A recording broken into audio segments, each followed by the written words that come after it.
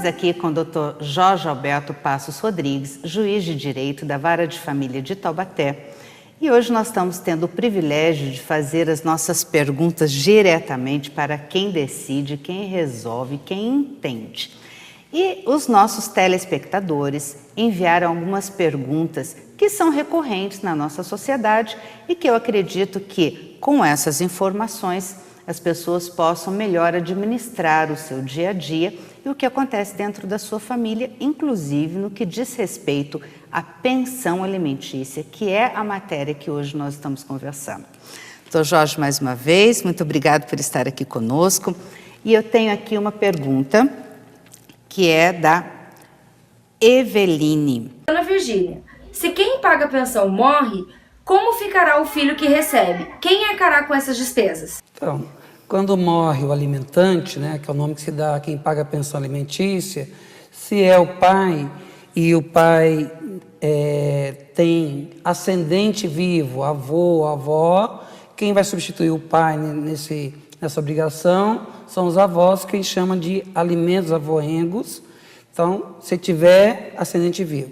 Se o pai que paga a pensão tiver a condição de segurado, também a Previdência Social oficial é obrigada a pagar.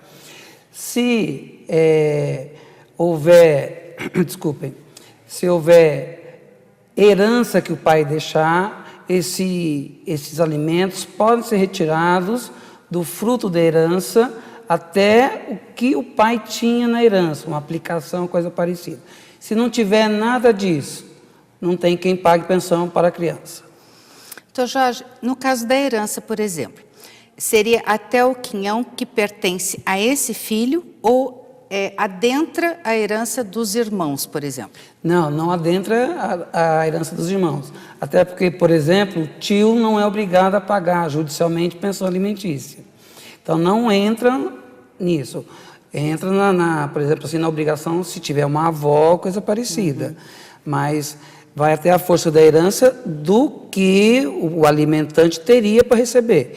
Então, certo. Se o alimentante teria para receber 100 mil reais, desculpem, é esse valor que vai ser recebido, aplicado, para que possa haver o pagamento da pensão alimentícia até o esgotamento dos 100 mil reais. Entendi. Que seria a parte do próprio filho, né? Que está recebendo a pensão. Do pai herdeiro. Do pai herdeiro, isso. Tá certo.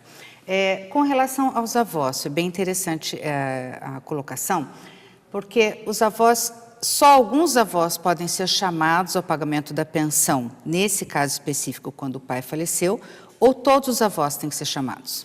Então, nesse caso específico, são os ascendentes que vão substituir o alimentante. Então, vão ser os avós do ramo parental dele, correto? Então, se é o pai que pagava a pensão, os avós paternos. Se era a mãe que pagava a pensão, os avós maternos.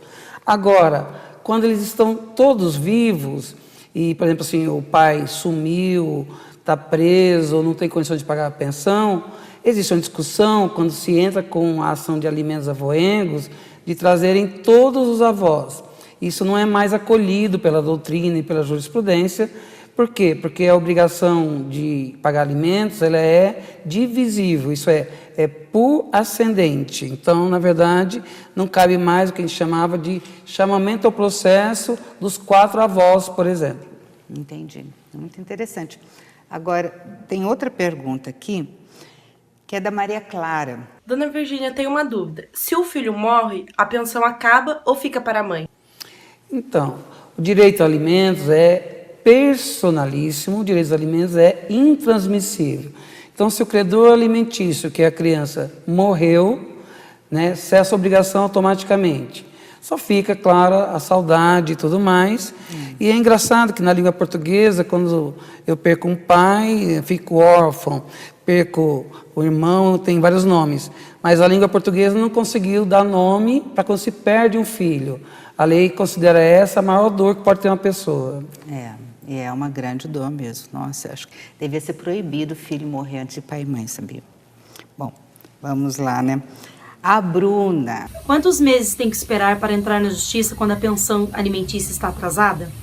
Então, a frequência de pagamento de pensão alimentícia ela é de 30 em 30 dias, de mês a mês. Então, completou um mês de atraso, já é possível entrar com o pedido de cobrança da pensão, que lá no fórum, né, no Poder Judiciário tem um apelido, chama execução. E aí é bom sempre lembrar que a execução tem 2 tipos de procedimento com duas causas, duas consequências bem diferentes.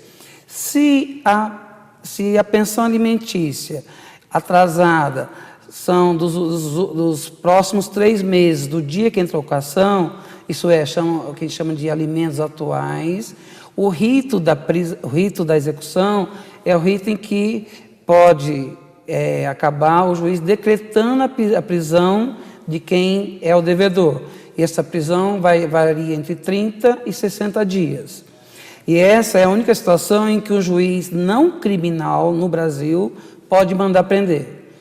Bom, se a pensão está atrasada há muito mais tempo que isso, existe uma inércia da mãe e existe uma omissão do pai.